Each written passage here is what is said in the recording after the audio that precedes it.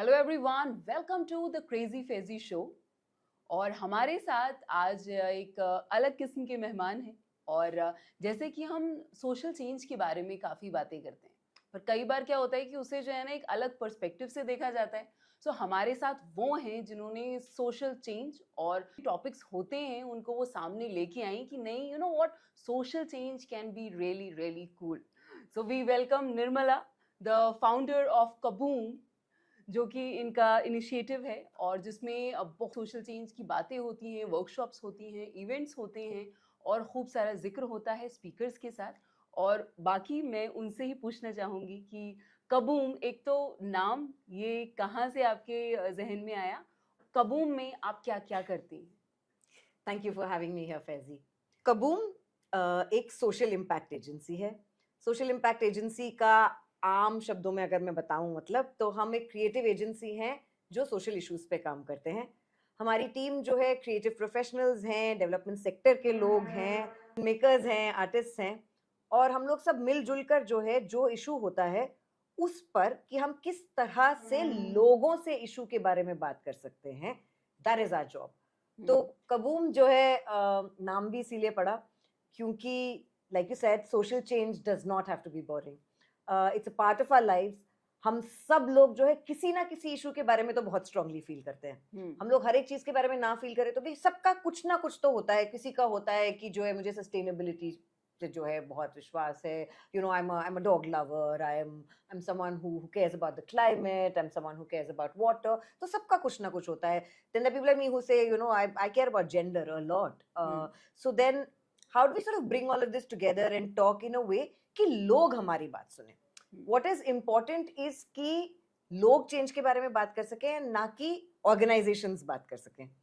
And इसीलिए हमें परिवर्तन जैसा नाम नहीं चाहिए था कि लोग नहीं सुनेंगे, और वहीं से कबूम का जन्म हुआ कि how can it be a name कि लोग उससे कनेक्ट करेंगे। हमारा बहुत सारा काम यंग लोगों के साथ होता है, तो यंग लोग जो है सुनना चाहेंगे कि कबूम क्या कह रहा है।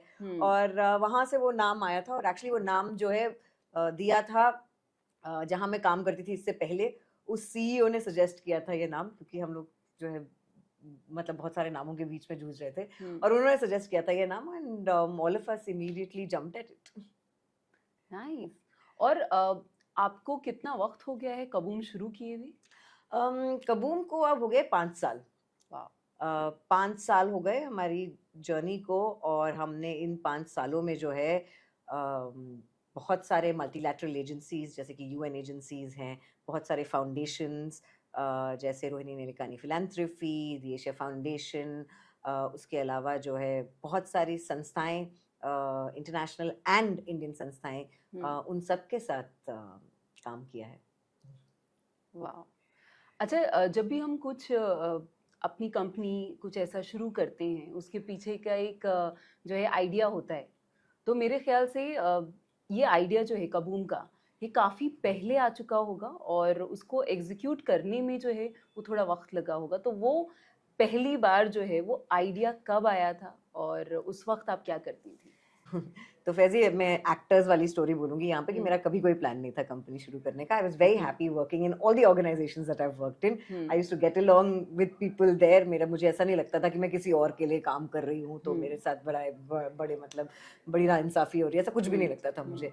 और कबूम शुरू करने का आइडिया एक्चुअली बहुत टाइम तक नहीं रहा था, इसीलिए शायद कबूम बना। अगर मैं बहुत टाइम उसके बारे में सोचती तो शायद I wouldn't have taken that plunge into entrepreneurship, क्योंकि ये जर्नी जो है आसान जर्नी नहीं है, and specially when you are a woman ये जर्नी थोड़ी और अपहिल हो जाती है। तो हुआ ये था कि मैं जो है बहुत सारे एजेंसीज को मैनेज करती थी, और बहुत सारे नेटवर्क एजेंसीज को, जो बड़ी बड़ी एजेंसीज होती हैं उनको मैनेज करती थी।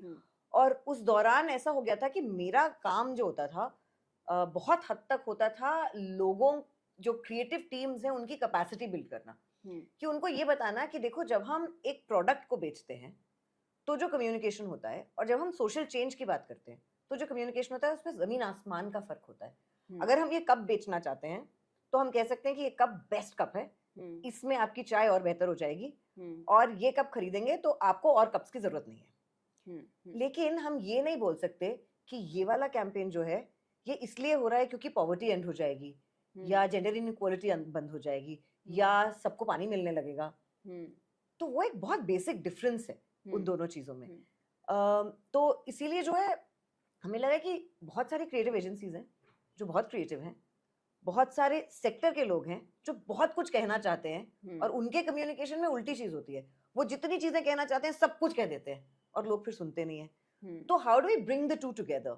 And Kaboom was essentially marrying the two together and saying कि how do you talk to people in a language that they want to hear?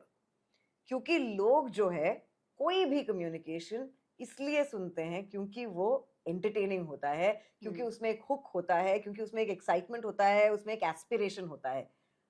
हम कभी भी किसी भी चीज के साथ एंगेज इसलिए नहीं करते क्योंकि वो बहुत गुड है या it's going to change the world या वी ऑलवेज लुक फॉर हमारे लिए क्या है उसमें, राइट? तो हमारे एस्पिरेशंस कैसे मीट करते हैं, and that's what we do, we bring the two worlds together and talk to people about it. वाह।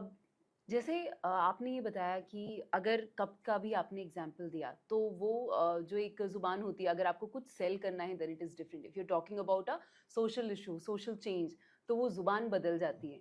तो ये रियलाइज करने में और कैसे लोगों को वो लेके आना है मार्केट में, वो होमवर्क कितना लंबा चला था और कैसे, I mean how was the homework done, what was the story behind the homework? So the homework is, of course, the life's work. I think I'm trained as a designer with a specialization in filmmaking. I went to the National Institute of Design in Ahmedabad, जहाँ पे मेरा formative years था, foundation बना, understanding communication from from a very very sort of foundational space. But मुझे लगता है कि मेरा जो जर्नी है, जिस तरह से मैं काम करती हूँ, वो शुरू होता है मेरे थिएटर डेज से। मैंने जननाट्य मंच के साथ बहुत थिएटर किया है और मैंने जो है बहुत सारा इम्प्रोवाइज्ड थिएटर किया है। और वो जो इम्प्रोवाइजेशन की ट्रेनिंग थी ना, जहाँ पे आप समझते हैं कि ह्यूमन इनसाइट क्या है और वहाँ से स्टोरी कैसे निकलती है, या एक रियल स्टोरी जो है, how does that become a script, वो जो ट्रेनिंग है, I think a lot of that reflects in the work that we do now.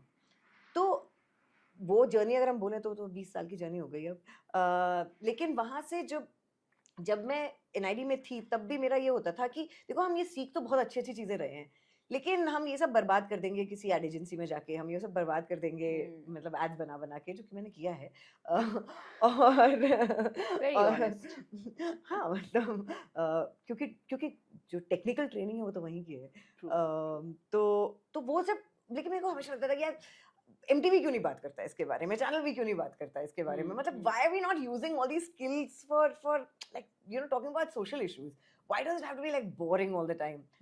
और बहुत बहुत मजाक उड़ता था मेरा हॉस्टल में तो इस बात पे कि ये इसका सपना है, मतलब करना चाहती है। but of course I mean it was meant to be, क्योंकि जब मैं पहले बॉम्बे गई, उसके बाद इंस्टीट्यूट के बाद, और मैंने काफ़ी सारे कमर्शियल्स पे काम किया। मैंने इवन फेयर एंड लवली का ऐड बनाया, बहुत बहुत ना चाहते हुए, लेकिन किया है मैंने काम, क्योंकि that's the biggest budget shoot that I have done and there was a lot of learning in it. लेकिन उस दौरान ऐसा हुआ कि मैंने एक ऐड देखा MTV का, it said MTV exit a campaign against human trafficking and they were looking for a campaign manager. मुझे नहीं पता था कैंपेन मैनेजर क्या होता है, मुझे नहीं पता था कि ह्यूमन ट्रैफिकिंग पे कुछ करना है तो क्या है, मेरे को बहुत कम नॉलेज था ह्यूमन ट्रैफिकिंग का, मतलब जितना जनरल नॉलेज होता है उतना ही था। लेकिन मैं चली गई, मैंने उस नौकरी के लिए अप्लाई किया एकदम सीधे साधे बच्चे की तरह, और मेरा इंटरव्यू हुआ और मुझे वो नौकरी मिल गई। And I think that's where my journey started in really understanding कि डिफरेंस क्या होता है इस दोनों कम्युनिकेशन में, क्योंकि अब तक मैं एड्स में कर रही थी और अब जो है ये डिफरेंस क्या है, वहाँ से समझना शुरू किया। और बिहेवियर चेंज कम्युनिकेशन जो होता है, जो एक स्पेशलाइज्ड स्पेस है इस सेक्टर में, कि सोशल एंड बिहेवियर चेंज कैसे होता है, वो वाला जो ट्रेनिंग है मेरा वहाँ पर हुआ। मैं 7 साल वहाँ पर थी। आई think I the best job in the world, because मैं इंडिया, नेपाल, बांग्लादेश, श्रीलंका हैंडल करती थी। मेरा हेड ऑफिस बैंकॉक में होता था। मैं MTV इंडिया के अंदर से काम करती थी, लेकिन बहुत हार्ड कोर इशू पे काम करती थी। तो वहाँ पे हुई बहुत सारी ट्रेनिंग। उसके बाद then I went on to work in other places, जहाँ पे for me it was also interesting to see कि कम्युनिकेशन को स्केल कैसे करते हैं, क्योंकि बहुत सारा कम्युनिकेशन छोटे छोटे लोगों के लिए हो जाता है, छोटे छोटे नंबर ऑफ पीपल के लिए हो जाता है, कि how do you scale that communication. वो सारा कुछ मैंने बहुत सारा सीखा जब मैंने वॉश यूनाइटेड और यूनिसेफ के साथ काम किया। और वहाँ पे आई think I have done my one of my favourite works which is my work on menstruation, which I hold very very close to my heart, and I genuinely believe that if we can start talking about periods openly, um, that's a step in a girl's life that changes a whole lot in her journey. वाह। और जैसे कि आपने बताया कि आप जननाट्य मंच में रही हैं, तो कोई ऐसा प्ले जो आपके बहुत, वैसे तो बहुत सारे प्लेस जो हैं वो दिल के नज़दीक होंगे, पर होता है कोई कोई प्ले आपका, कोई कोई किरदार जो आप निभा रहे होते हैं वो आपकी रूह के अंदर आ जाता है कि आई मीन इतना ज़्यादा असर छोड़ देता है आपके अंदर। तो वो किरदार, वो प्ले कौन सा था जिसको आपने ज़िंदगी में उतारा है? यू राइट, बहुत सारे किरदार थे जो क्लोज थे, लेकिन मेरा है ऐसा एक किरदार, और वो है द प्लेस वो बोल उठी। और उसमें मैंने रजनी का किरदार किया था, फिर बहन का किरदार किया था, फिर फैक्ट्री वर्कर का किरदार किया था सबसे पहले इसमें। और उसकी कहानी बहुत इंटरेस्टिंग है। मेरा ग्रेजुएशन ख़त्म हो चुका था, मेरा एक कॉलेज में एडमिशन हुआ और मैं वहाँ गई और मैं वहाँ से वापस आ गई, मैं छोड़ के आ गई। और घर में बवाल मच गया कि मतलब भाई साउथ इंडियन मिडिल क्लास लड़की है ये, ऐसा कॉलेज पोस्ट ग्रेजुएशन छोड़ के कैसे आ सकती है, क्या करेगी लाइफ के साथ एंड ऑल दैट। तो मैंने कहा मैं वहाँ नहीं पढ़ूंगी, मुझे उससे अच्छी जगह पे जाना है और मेरा हो जाएगा। तो वो चला, और उस दौरान फिर सबने कहा बंद कर दो, सब कुछ बंद कर दो, थिएटर भी नहीं करना, ये भी नहीं करना। और यही टाइम था जब वो बोलो ठीक का इम्प्रोवाइजेशंस चल रहे थे। और जननाट्य मंच में ऐसा हो रहा था कि लड़कियां वैसे ही कम होती हैं, तो वहाँ पे कोई लड़की ही नहीं थी इम्प्रोवाइज करने के लिए, और ये नाटक था जेंडर पे। और मेरा रोज होता था कि मुझे जाना है, मुझे करने हैं वो इम्प्रोवाइजेशंस, लेकिन मेरे पास कोई रीज़न नहीं था। तो उसी दौरान मेरे दोस्त सुधन्वा ने कहा कि तुम एक काम करो, तुम लेफ्ट वर्ड में नौकरी कर लो और उस नौकरी के बहाने आ जाना और 2 घंटे इम्प्रोवाइज करके चली जाना। तो मैंने मम्मी को बोला कि मैं नाटक नहीं करूंगी, मैं सिर्फ इम्प्रोवाइजेशंस के लिए 1 घंटा जाके आया करूंगी, क्योंकि कोई नहीं है वहाँ पे। तो उस तरह से मैं वापस गई और उस तरह से वहाँ पे काम करना शुरू किया वापस। मैं ऑलरेडी 3-4 साल से कर रही थी, बट उस तरह से वो बोल उठी बना, और वो बोल उठी मेरे लिए बहुत बहुत करीब है। आई थिंक वो रजनी का किरदार जिसमें कि I play that little girl जो कि घर में काम करती है, वो बनाने में जो इतना मजा आया था और उसके बाद उसको करने में जो मजा आया था, I think it stays close to. तो जब मैं कबूम के बारे में पढ़ रही थी, गूगल पे जितने आपके कवरेजेस आए हैं कि आपने नेपाल में काम किया है और बहुत सारी जगहों पे काम किया है इंडिया में। सो जैसे अलग अलग मौजू हुए कि हेल्थ एंड रिप्रोडक्टिव राइट्स पे बात हुई, और बहुत सारे ऐसे टॉपिक्स जैसे डॉक्यूमेंट्रीज के पीछे का जो बदलाव होता है वो क्या होता है, आगे की तरफ जो होने वाला होता है आप उसको कैसे प्लान करते हैं। तो कभी ऐसा हुआ है कि, जो कि मेरे ख्याल से अक्सर हुआ ही होगा शुरुआत से लेके अभी तक, क्योंकि इंसान का सफ़र जो है वो ख़त्म नहीं हो पाता है परेशानियों वाला, कि बहुत परेशानी आई है कोई एक प्रोजेक्ट करने में, या फिर लोगों का ऑपोजिशन बहुत ज़्यादा फेस करना पड़ा, क्योंकि आई एम प्रीटी श्योर जिन मौजू को आप सामने लेके आती हैं तो उनमें ऑपोजिशन तो ऑफ कोर्स मतलब फेस करना ही पड़ता है, पर कभी ऐसे कि मतलब बहुत ज़्यादा हो गया हो, and how did you handle it? मतलब देखो, ग्राउंड पे काम करते वक्त ऑपोजिशंस आना वो तो आम बात है। मतलब बहुत सारी जगहों पे होता है, जब उनको पता चलता है कि आप क्या कर रहे हैं तो वो कहते हैं कि यहाँ पे शूट नहीं करना, यहाँ पे बात नहीं करना। वो तो मतलब मेरे ख्याल से सेकंड नेचर है, उससे हमें से कोई बॉदर नहीं होता। वो अभी हमें पता है कि यहाँ पे नहीं होगा तो हम अगली जगह पे करेंगे। कई बार क्या होता है, आप शूट करने जाते हैं, और जैसे मैं ट्रैफिकिंग का एक शूट के बारे में बताती हूँ। मैं कर रही थी वो शूट, और वहाँ पे जो लड़की थी उसके साथ she was trafficked for sex, and वो रिहेबिलिटेटेड थी, मतलब उसकी ज़िंदगी अब एकदम नॉर्मल चल रही थी एंड ऑल दैट। तो वो आई थी एक संस्था के थ्रू, उसने कहा था कि वो अपनी स्टोरी बोलेगी, लेकिन वहाँ जब पहुँची उसने कैमरा वैमरा देखा तो उसने कहा कि मैं नहीं बोलूँगी। अब ये हम थे नॉर्थ बिहार में, इतना बड़ा क्रू लेके और ताम झाम पूरा। अब उसने मना कर दिया, वो हमारी की स्टोरी थी और उसने मना कर दिया स्टोरी बोलने से। तो उस टाइम पे ना एक ये होता है कि what is more important, and I think it was very clear कि अगर वो नहीं बोलना चाहती तो वो नहीं बोलेगी। अगर हमारा टाइम वेस्ट हो रहा है, पैसे वेस्ट हो रहे हैं, तो वो हमारी प्रॉब्लम है। तो वो डिसीजन ले पाना उस टाइम पे जो है मेरे लिए बड़ा मुश्किल होता है, क्योंकि वो स्टोरी भी इम्पोर्टेंट है, चाहिए तुम्हें वो स्टोरी, लेकिन आई थिंक पीपल फर्स्ट, वो तो है ही। उसके अलावा जब काम बाहर आता है तो हम्म, जो ऑपोजिशन की बात है, एक्चुअली मैंने ना कई सालों पहले ये सीखा कि अगर हम ऐसा काम, कई बार तो कंट्रोवर्सीज क्रिएट करनी पड़ती हैं purely to get eyeballs, वो एक बात है। लेकिन अगर हमारा कम्युनिकेशन ऐसा है कि लोग उससे डिस्टर्ब हो रहे हैं, तो फिर वो सॉल्यूशन ओरिएंटेड नहीं है, मतलब वो कहीं लेके नहीं जा रहा आपको। वो क्या है, वो दोबारा आपको प्रॉब्लम्स बता रहा है।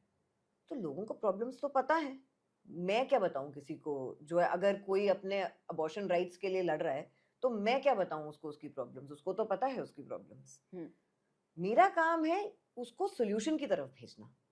तो इसीलिए जो है हम जो कबूम में जो काम करते हैं ना, हमारी कोशिश होती है कि वो हमेशा पॉजिटिव और एस्पिरेशनल हो। तो जो इनसाइट्स जो भी हैं तुम्हारे, उसमें से आप कैसे एक पॉजिटिव स्पिन दे सकते हैं। जैसे अभी हम एक काम शुरू कर रहे हैं जो कि है हेल्थ डेटा गवर्नेंस पर। हम्म, हमने अभी रिसर्च खत्म किया और हमने रियलाइज किया है कि ना किसी को ये पता है कि हेल्थ डेटा क्या होता है, ना किसी को ये पता है कि डेटा गवर्नेंस क्या होता है। और डेटा का मतलब ग्राउंड में जो है कंप्लीटली अलग है।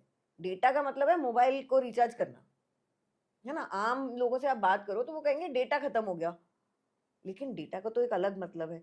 तो अब नाउ वे डिवाइसिंग कि अब ये बात कैसे करें हम लोगों से, how do we tell people कि हेल्थ डेटा गवर्नेंस क्यों जरूरी है। और तो ये जो टाइम होता है हमारे लिए, जैसे अभी का जो टाइम है जहाँ पे हम ये फिगर आउट कर रहे हैं कि किस तरह से बात करें, ये सबसे इंटरेस्टिंग टाइम होता है एक प्रोजेक्ट हम्म, में।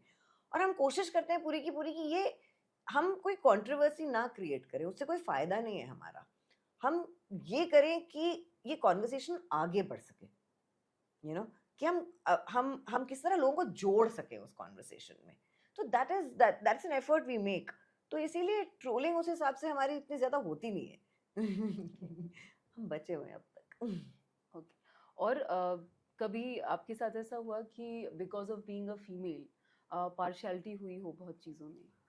मिसोजिनी इज सो रियल, मतलब आप कुछ भी कर लो। हम्म, कितनी बार हुआ है, कितनी बार ऐसे एनजीओज में जिनके नाम में जेंडर इक्विटी है, हम्म, ऐसी जगहों पे मैं गई हूँ with a colleague of mine, with a junior of mine, और मैं बात कर रही हूँ, मेरी तरफ कोई देख नहीं रहा, लोग उसको हैंडशेक कर रहे हैं, मुझे नहीं कर रहे हैं। हम्म। मतलब मुद्दा बताने वाली मैं हूँ, मुझे पता है कि क्या बोलना है, उसको नहीं पता है। पर लेकिन तब भी एक वो जो वो माइंडसेट वो, है। वो पूरा जो है वो देख उसी की तरफ है, या मैं कुछ बोल लेती हूँ तो उसकी तरफ देख के जो है वो सवाल पूछते हैं।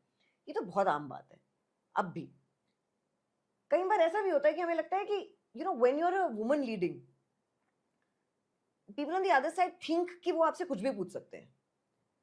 अगर मेरी जगह पे एक आदमी बैठा होता जिसका 20 साल का एक्सपीरियंस होता, तो आई एम वेरी श्योर कि बहुत सारे सवाल जो हमारे पास आते हैं ना वो नहीं आते। हम्म, और हर बार रूड नहीं हो सकते ना, वो अपने माइंडसेट पे भी होता है कि आज मैं रूड होना चाहती हूँ कि नहीं होना चाहती हूँ।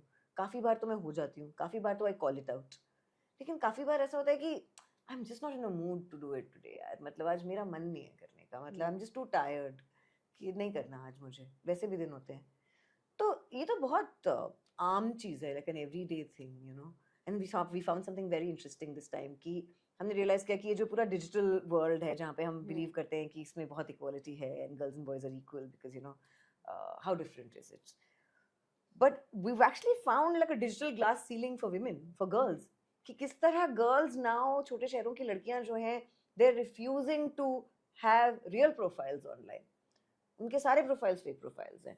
उनके फोन्स पे ऐसे ऐसे एप्स लगे हुए हैं कि मतलब कुछ भी नहीं, you can't find anything on their phone, आपको कुछ नहीं मिलेगा आप देखोगे तो जब पहले वो कॉन्वर्सेशन शुरू हुआ मुझे लगा ये लड़कियां कितनी स्मार्ट है, आई एम फॉसिल, मुझे तो ये सब कुछ पता ही नहीं है। Till one of the boys in my team pointed out, he said, Nirmala, do you understand your privilege? कि तुझे छुपाना नहीं पड़ रहा है कुछ, you know?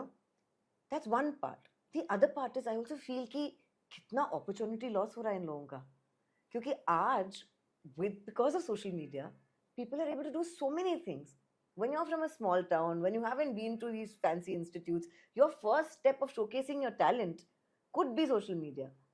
और आप जब उसको फेक प्रोफाइल के अंदर जो है डाल के आप अपना जो भी हुनर है वो आगे ला ही नहीं पा रहे हैं, तो वो आपके लिए कितना बड़ा अपॉर्चुनिटी लॉस है। एंड उसी तरह से अगर मैं देखूं तो can I afford to have a fake profile? I can't, no, I can't afford to have you. When you want to call me, you look at my profile, Yeah. right? Somebody else, when they want to give me work, they look at my profile. I have to have a real profile. तो anyone who's actually doing something cannot afford to do that. तो कितना बड़ा opportunity loss होगा in over the years, मतलब it's something to think about really. और मैं आपके बचपन में जो है थोड़ा बचपन के बारे में पूछना चाहती हूँ। जैसे अभी आपकी बेटी है 9 साल की बेटी है आपकी, और जब आप अपना बचपन देखती हैं तो वो कैसा था, और जब आप इन दोनों बचपन को देखती हैं तो आप में क्या-क्या सिमिलैरिटी आपको महसूस हो पाती है? आप उनको भी लिटरेचर का एक साइड बताती हैं कि नहीं, लिटरेचर पढ़ना है शुरुआत से ही? बिल्कुल बिल्कुल, वो तो बहुत ज़्यादा आर्ट्स उसकी ज़िंदगी में बहुत ज़्यादा भरा हुआ है। आई थिंक अब वो एंजॉय भी करने लगी है। आई थिंक उसका बेंट था, मतलब उतना ज़्यादा कोई पुश नहीं करना पड़ा था उसको, बट वो एक घर का माहौल भी होता है ना, कि अगर घर में सब लोग ये सब कुछ कर रहे हैं तो आप जो है वो करने लगते हैं। तो मतलब मेरी जो मेरा I am a single child. मेरे पेरेंट्स इमिग्रेंट पेरेंट्स हैं, केरला से दिल्ली आए हैं। लेकिन मैं बहुत अच्छे स्कूल में गई, मैं सरदार पटेल गई, which help me shape my self in a lot of ways. मैं बचपन से जो है क्लासिकल डांस की ट्रेनिंग लेती थी, मैं कथकली करती थी, which again help me sort of shape also gender identities in that sense, कि there is nothing that a woman can't do. And I met a lot of wonderful people through my life, I think, जिन्होंने जो है बहुत सारा ऐसे ideas shape किए। और मेरे घर में हमेशा माँ बाप की तरफ से भी बहुत ज़्यादा आर्ट्स को लेके जो है इट वॉज ऑलवेज एनकरेज्ड। ऐसा नहीं था कि एज लॉन्ग एज आप पढ़ रहे हो और नंबर ला रहे हो, बाकी जो चाहिए कर सकते हो। वो कंडीशन होती थी। तो आई थिंक डिफरेंसेस तो हैं, एक्सपोजर वाइज बहुत डिफरेंस है मुझ में और मेरी बेटी में। राइट, 9 साल की उम्र में मुझे क्या पता था, वो 4-5 कंट्रीज घूम के आ चुकी है। मतलब a lot of difference. Also I think the world has become smaller, right? ये जो डिजिटल एक्सपोजर है उसकी वजह से जो है the world is smaller. मैं कहाँ अंग्रेजी बोलती थी 9 साल की उम्र में, but all the kids today speak English, right? तो वो जो उस तरह की डिफरेंसेस हैं, वो डिफरेंसेस मुझे दिखती हैं। Otherwise I think I hope उसके बचपन में और फन हो जितना मेरा था। I had a good childhood, I hope उसका hers is more fun than mine, but she also goes to the school I went to. तो तो हैं चीज़ें जो सिमिलैरिटीज हैं। तो हाँ, मतलब और अब हम बहुत सारे एलुमनाइज हैं जिनके बच्चे भी जाते हैं, तो हम कोशिश करते हैं कि जो कुछ चीज़ें हैं जो सिमिलर हैं, लेकिन कुछ चीज़ें हैं जो हम देखते हैं कि काफ़ी बदल गई हैं। हमारे टाइम पे बहुत स्ट्रिक्ट होता था school about following the culture and speaking in Hindi and all of that. वो कंट्रोल नहीं कर पा रहे हैं अब बच्चों के साथ वो चीज़ें। ये बच्चे बहुत ज़्यादा और एक्सपोज्ड हैं चीज़ों को लेके, ये और ज़्यादा ग्लोबल हैं, which is I think a very nice thing. and it's nice that they're growing up like that. और बचपन में आपने कौन सी कहानियां पढ़ी थी? कोई बचपन की पढ़ी हुई कहानी जो है ना आपके रह जाती है जहन में? अभी पढ़ना लिखना तो बहुत किताबें पढ़ी थी बचपन में। हम लोग तो सब पढ़ते थे ना, मतलब और कुछ करने को नहीं होता था। I was also single child, तो चॉइस ही नहीं होता था। और यहाँ से केरला जाते थे, 48 आवर्स का ट्रेन जर्नी होता था। सारा रास्ता में रीड ही करते जाती थी, 2 किताबें खत्म होती थी मेरे उसमें जो है। और केरला जाके क्या करेंगे, वहाँ पे टीवी भी नहीं होता था। I used to be summer vacation में पैक करके ग्रैंडमा के पास भेज दिया। So my grandmothers used to tell me a lot of stories. So Puranas and Mahabharatas and Ramayanas, उसकी बहुत stories बताते थे। वो दोनों को जो है बहुत सारी stories पता थी। तो रोज मतलब वो सोना जो है story के साथ होता था, उस तरह से। तो mythology बहुत बहुत ज़्यादा exposed थी बचपन में। किताबें तो बहुत, मुझे याद है सोवियत चिल्ड्रंस लिटरेचर जो है, जो कि पापा यहाँ से लेके आते थे बुक फेयर से, जिसमें बहुत खूबसूरत इलस्ट्रेशंस भी होते थे। वो पढ़ना बहुत बहुत अच्छे से याद है। और क्या, मतलब I don't know, I guess these were the books that I remember अलग से, जो पढ़ी थी बचपन में। जैसे मुझे याद है मेरे वालिद साहब ने मुझे बचपन में जो बुकर टी वॉशिंगटन की जो किताब है अप फ्रॉम स्लेवरी, उसका खासतौर से वो जो पार्ट है स्ट्रगल फॉर माई एजुकेशन, वो बहुत बार सुनाया है, क्योंकि वो चाहते थे कि उनका बच्चा जब बड़ा हो मेहनत में बहुत यकीन रखे और जितनी भी हार्डशिप्स हुई हैं उसे वो पता हो। तो फिर मुझे लगा कि आपकी जो पेरेंटिंग हुई होगी तो उन्होंने कुछ-कुछ कहानियाँ जो हैं ऐसी आपको सुनाई होंगी, बेड टाइम स्टोरीज़ या फिर पढ़ के सुनाई होंगी, ताकि आपके ज़हन में जो है ना वो कहानी छप जाए। उस तरह से मुझे जो किताब याद है वो है लेटर्स टू अ डॉटर, जो नेहरू की हुँ, इंदिरा हुँ। गांधी के लिए स्टोरीज हैं। वो जो है वो मुझे बहुत अच्छे से याद है उस हिसाब से। मुझे याद है कि मैं वो किताब पढ़ ही नहीं रही थी और मुझे पापा कहते थे कि उसको पढ़ो, और मैं कहती थी हाँ, लेटर्स कौन पढ़ेगा। But when you read it you realize how it opens a world, hmm, है ना। तो वो था कि कैसे तुम एक कहानी से जो है एक बच्चे के लिए एक वर्ल्ड ओपन कर सकते हो। Hmm. That's what I remember from that book, you know. हाँ। अच्छा, जब हम पूछना चाहें कि निर्मला जो हैं, वो कौन है? और अगर आप अपना ही किरदार थोड़े से डिस्टेंस से देख रही हैं, मान लीजिए कि अगर आप बेंच पे बैठी हैं कहीं पार्क में, अपना ही किरदार आप देख रही हैं। So what do you think कि निर्मला का जो किरदार है, वो कैसा है? वो कौन है? बड़ा ही मुश्किल सवाल और है। कैसी इंसान है? आपको कैसा ऐसे लगता है? मैं मानना चाहूंगी कि मैं बहुत अच्छी इंसान हूँ, पता नहीं। आपको दूर से देख के निर्मला के बारे में क्या पता चलता है? आई थिंक मैं जो है I am an amalgamation of a lot of things, कि मतलब मेरा मेरा जो साउथ इंडियन अपब्रिंगिंग हुआ हुँ, है दिल्ली में, वो बहुत क्लियरली दिखता है। मतलब जहाँ मैं हिंदी बोल सकती हूँ, मैं मलयालम भी बोल सकती हूँ। वाह! मैं जो है मैं बहुत ज़्यादा रूटेड हूँ हुँ, ट्रेडिशनल केरला कल्चर में। मैं बिलीव भी करती हूँ बहुत सारी हुँ, चीज़ों को, लेकिन मैं बहुत एक्सपोज भी हूँ बहुत सारी चीज़ों से। तो I think it's kind of a मिशमैश जो मैं हूँ वो। लेकिन मैं आज आज की डेट में अगर आप पूछोगे तो सबसे पहले मैं मानना चाहूँगी कि I hope I am a great mother. I want to be able to expose the world to my daughter the way hmm, the world was exposed to me. Uh, उसके अलावा मैं मानती हूँ कि मैं एक एक I want to be a change maker. I want to be someone जो है जो कि अनकंफर्टेबल चीज़ों के बारे में बोल सकता है, जिसको कि डर नहीं लगता कि मेरा वॉइस अकेला वॉइस है, जिसको कि इस बात से फ़र्क नहीं पड़ता कि क्या लोग मेरा साथ देंगे कि नहीं। मैं हुँ, ये नहीं कह रही कि मतलब सोसाइटी उस तरह से नहीं बोल रही हूँ। मैं हुँ, बोल रही हूँ कि अगर किसी चीज़ इशू के बारे में ओपिनियन है, तो मैं चाहती हूँ कि मैं एक ऐसा वॉइस रहूँ जिसको फ़र्क नहीं पड़ता सही और गलत के बीच में सही को चुनने में, और डर नहीं लगता। हुँ। तो that's how I see myself. बाकी मैं बहुत एनर्जेटिक हूँ। Lovely, lovely. सो जैसे कि मुझे आपकी बातों से लगा कि आप काफ़ी ज़्यादा पढ़ती हैं और अलग-अलग मौज़ू को एक साथ पढ़ती हैं। सो अभी आप कौन-कौन सी किताबें पढ़ रही हैं? पता है, जब से मेरी बेटी पैदा हुई उसके बाद से जो है बहुत सालों तक हुँ, मैंने सिर्फ चिल्ड्रंस बुक्स पढ़ी हैं। क्योंकि जो टाइम होता था उसमें I was reading to her. Hmm, तो मैंने बहुत पढ़ा, हुँ। लेकिन जैसे मैंने सारा रोआल्ड दाल पढ़ा है पिछले साल। पूरा all the works of Roald Dahl. पूरी तो परवरिश वाली सारी किताबें जो हैं बस पढ़ सब, ली हैं मतलब मैंने। डेविड विलियम्स, ये मतलब बहुत बहुत चिल्ड्रंस हुँ, बुक्स पढ़े, हुँ, और बहुत एंजॉय भी किया हुँ, उसको। इस साल वापस मैंने किताबें पढ़नी, अपनी किताबें पढ़नी हुँ, वापस शुरू करी, और मुझे लगा कि कितना टाइम हो गया है। बट मैंने अभी जो है पैलेस ऑफ इल्यूजन्स पढ़ा, hmm, wow! And I absolutely love it, I absolutely love it. मतलब मेरे लिए Draupadi is a character that I love. Hmm, मुझे बहुत मज़ा आया, और मुझे बड़ा बड़ा बड़ा मतलब शर्मिंदगी हुई कि मैं इतनी पुरानी किताबें मैंने अभी तक पढ़ी नहीं थी।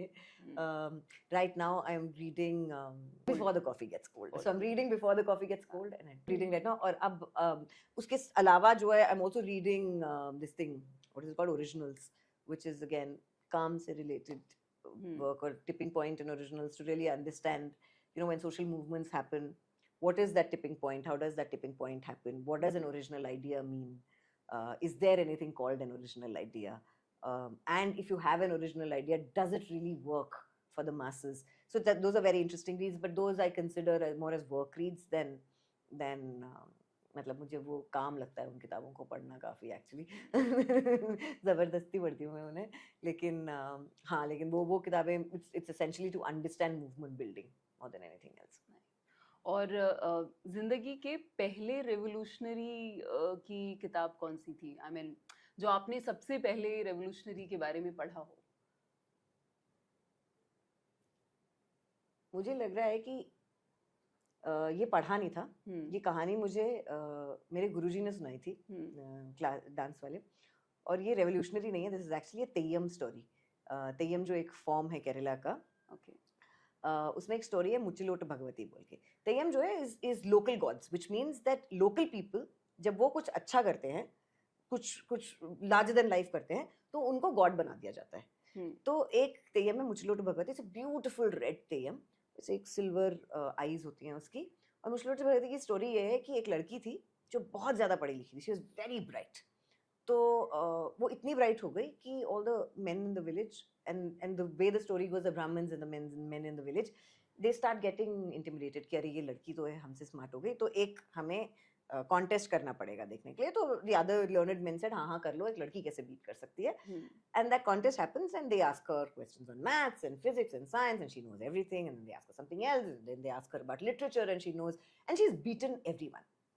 And finally, these men they ask her कि एक औरत के लिए सबसे बड़ा पेन क्या होता है, like what is the greatest pain for a woman.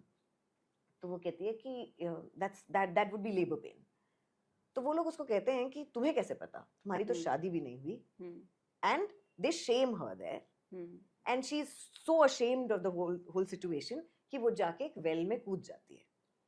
और and from there the story is that the villagers realize कि उसके साथ गलत किया गया है, and they shouldn't have shamed her like that, and there she becomes a Theyyam. So that story for me, is actually a story that's like stayed with me for, मैंने बहुत shoot भी किया है Theyyam. मुचलोट भगवती मैंने बहुत shoot किया ये बोल के कि मैं documentary बनाऊंगी, but I think the story is so close to my heart that I've never been able to figure out कि इसका मैं करूँ क्या. तो वो story मेरे लिए बड़ी poignant story है कि whatever she may do, at the end of the day you will find a way to shame her, and when you get nothing you just call her characterless and shame her. तो वो जो so I think that story is like that, and it's an oral art form. तो ये stories लिखी हुई नहीं मिलती हैं बहुत जगहों पे, तो हाँ. वाह. तो बेहद बेहद शुक्रिया इतना इंसाइटफुल सारी चीज़ बताने के लिए कि आपका जो सफ़र रहा है, आपका जो बचपन रहा, बेहद सारी चीज़ें. तो बेहद शुक्रिया आपके वक्त के लिए, और all the very best to you. आपका जो पूरा मिशन है लोगों तक आपकी आवाज़ पहुँचे, जो कि काफ़ी बुलंद है. और आखिर में मैं चाहती हूँ आप कोई मैसेज जो है अपने ऑडियंस को देना चाहें. नहीं मेरे को कोई मैसेज नहीं देना, मैं बिल्कुल मैसेजेस देने में बिलीव नहीं करती. Okay. Do what you love, just don't kill people. Okay, चलिए बेहद बेहद शुक्रिया, and all the very best. Thank you so much for having me Faizi. Thank you. Take care. Bye.